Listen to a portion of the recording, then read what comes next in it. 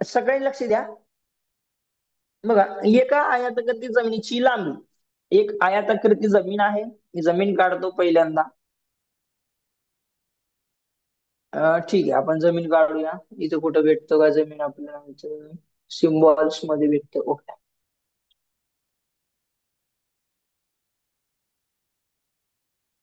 Okay.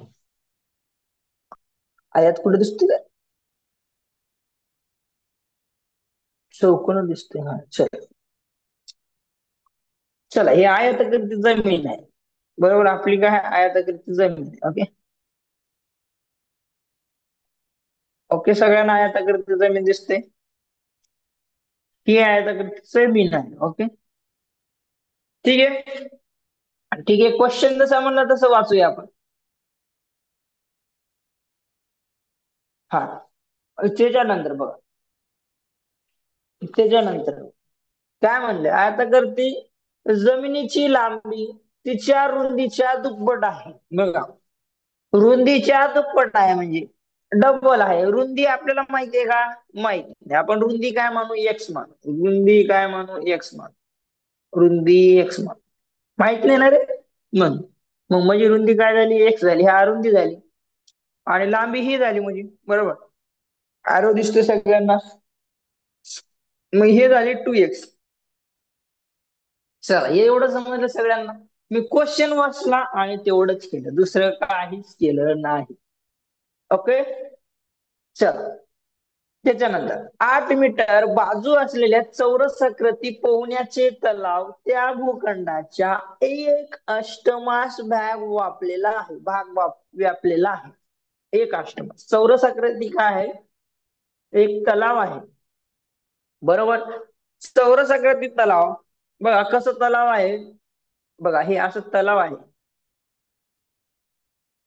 बघा, चारही बाजू सारख्या असतात त्याच्या. चौरसाकृती तलाव आहे. चौरसाकृती म्हणजे चारही बाजू सारख्या असतात. मग हे 8 आहे, तर ही पण 8, ही पण 8 आणि ही पण 8. ओके. तर याचा एक अष्टमाश भाग म्हणजे हे जो जमिनी आहे, जमिनीचे 8 भागापैकी एक भाग जो आहे तुमचा, तो तलाव आहे. बरोबर, तलाव आहे. बरोबर, त्याच्या पुढं काय म्हणलं बघा, तर त्या भूखंडाची लांबी किती. तर महत्वाचं आपल्यासाठी जे काही आहे, तुम्हाला या भूखंडाची लांबी विचार, जी की 2x आहे. बरोबर, ऍक्च्युली आपल्याला माहिती नाही किती आहे. 2x आपली आहे फक्त. ओके, आपल्याला एक्स फाइंड आउट केल्यानंतर आपल्याला लांबी मिळून जाईल. बघा कसं करायचं पुढं. चल, एक अष्टमाल झाल्यानंतर आपल्याला काय करायचं बघा. मी काय करतो, थोडस मिटवतो. बरोबर, हे आपण तलाव मिटून टाकू. या जमिनीचे 8 भाग करतो, एक भाग काय त्याचा तलावाने व्यापलेला आहे. चल, 8 भाग इथून एक भाग, दोन, इथून 2 आणि 3 आणि इथून मिडल ला एक. ओके, चला ठीक आहे. माझं पेन बरोबर नाही, समजून घ्या. चला,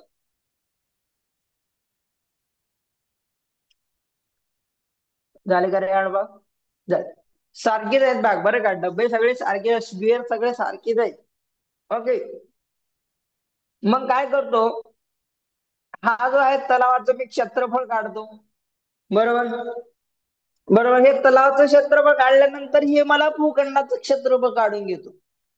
बरोबर का नाही? मग मी भूखंडाचं क्षेत्रफळ काढल्यानंतर मला लांबी आणि रुंदी काढायला मला सोपं जाईल. बरोबर, बघा मी तलावाचं क्षेत्रफळ काढतो.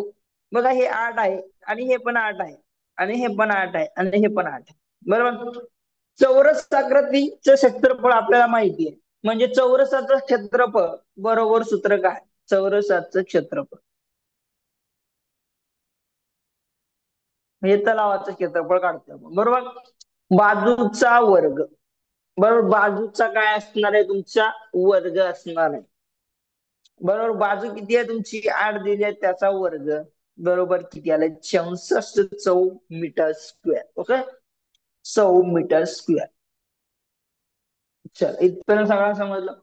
ओ, माझं याचं क्षेत्रफळ मिळालं. हे पूर्ण हा व्यापलेला भाग आहे, याचं क्षेत्रफळ मिळालं. बरोबर मला. ओके. तर मला या पूर्ण जमिनीचं क्षेत्रफळ काढायचंय. तर मी काढू शकतो.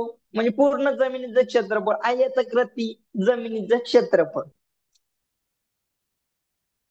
आयताकृती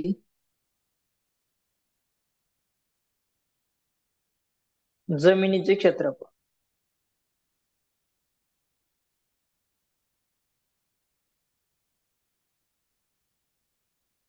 चल आता आयताकृती जमिनीचे क्षेत्रफळ असं कसं काढायचं? हो, काढू शकता तुम्ही. अहो, ह्या जमिनीत तुम्ही जर ह्या तलावाचे 8 भाग आहेत बरोबर. यात ही बघा, एक भाग आहे, ही बघा किती 8 भागापैकी एक भाग आपल्याला माहिती आहे. याचं क्षेत्रफळ आपण काढलं 64. मग हे बी 64, हे बी 64, हे बी 64, हे बी 64, हे बी 64 आणि हे पण 64 आणि हे पण 64. टोटल भाग किती आहेत? 8 भाग आहेत.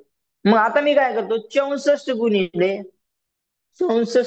काय करतो मी, 8 करतो. म्हणजे हे मला काय होईल, आयताकृती जमिनीचं क्षेत्रफळ मिळून जाईल. बरोबर, मिळून जाईल का नाही? मग ह्याचा गुणाकार केल्यानंतर बघा, 8 चोक 32, 32 ला 2 हाताला, 8 चोक 32, 32 ला 2 हातचे आले 3, 8 सण 48, 48 आणि 3 51, हे झालं 512. हे माझं जमिनीचं क्षेत्रफळ, भूखंडाचं क्षेत्रफळ मला मिळालेलं आहे. बरोबर, मिळालेलं आहे, भूखंडाचं क्षेत्रफळ मिळालेलं आहे. ओके, सगळ्यांना समजलं का? बोला. चला, समजलं. पुढं चला. ठीक आहे, ठीक आहे, सगळ्यांना समजलं, बोला. ओके, इकडे बघा. आता भूखंडाचं क्षेत्रफळ बरोबर सूत्र काय आहे? म्हणजे तेच आयताचे जमीनचे क्षेत्रफळ बरोबर, भूखंडाचे म्हणजे त्याला जमीन म्हणतो आपण. भूखंडाचे क्षेत्रफळ बरोबर लांबी गुणिले रुंदी. सबको पता लांबी है ये तो. गुणिले रुंदी. बरोबर. मग आता भूखंडाचं क्षेत्रफळ 512 आताच काढलं, हे जे आहे ते. लांबी किती आहे आपली? 2x मानलेली आहे. रुंदी किती आहे आपली? x आहे. ओके. मग ह्या दोघांचा गुणाकार केल्यानंतर 2x² होतं. बरोबर का नाही रे? X X X into X, x². बरोबर, 2x². सगळ्यांना समजलं हे? मग हे झालं 512. ओके, चलो, व्हेरी इझी. हा, व्हेरी इझी सर, हे खूप इझी आपल्यासाठी. बरोबर का नाही? चल, हे जे 2 आहे भागाकारात येईल 512 भागिले 2 बरोबर x². ओके, चल 2चा भाग लावूया. बे एक बे बे दोन्ही 4, एक उरला, बे पंची 10 आणि बे सके 12 बरोबर x². मग स्क्वेअरिंग बोथ साइड म्हणजे वर्गमूळ दोन्ही साइडला करून टाकू आपण. वर्गमूळ केल्यानंतर दोन्ही साइडला x² आहे, तो x²चा एक्सच राहतो. बरोबर, हा एक्सच राहतो. आणि हा जो आहे, हा जो आहे ना, ह्या दोन्ही साइडला आपण वर्गमूळ करू. चला, वर्गमूळ. ओके, चला. हे जे आहे रूट म्हणजे काय असतं x². सगळ्यांना माहिती असतं. रूट, रूट म्हणजे 1/2 असतं. मग मी काय केलं, हे रूट काढलं 1/2 आहे, 2 2 कटतं फक्त आणि x राहतं. हे जो आहे त्याचा वर्गमूळ म्हणजे 16. बरोबर का? 16. ओके, वर्गमूळ किती आहे? 16. हे झालं, सर, x बरोबर 16 मीटर तुमची काय रुंदी आलेली आहे आहे, 16. तुमची लांबी. बरोबर, आता हे एक्स आलाय म्हणजे काय आलाय आपल्याला माहिती नाही. एक्स काय बघूया आपण वरती. एक्स, अरे वा, एक्स म्हणजे आपली ही रुंदी झाली. म्हणजे 16 ही रुंदी झाली. आता लांबी काय होईल? डबल आहे तिच्या, म्हणजे 2x आहे. 2 पता गुणिले सर. 16 बरोबर 16 दोन्ही 32. लांबी किती झाली तुमची? 32. 32 झाली. आणि रुंदी किती झाली? 16 झाली. मग पर्याय क्रमांक किती आहे तुमचा? बी हे उत्तर आहे. कुणाला समजलं नाही त्यांनी माझ्याशी बोलायचंय. चला, सगळ्यांना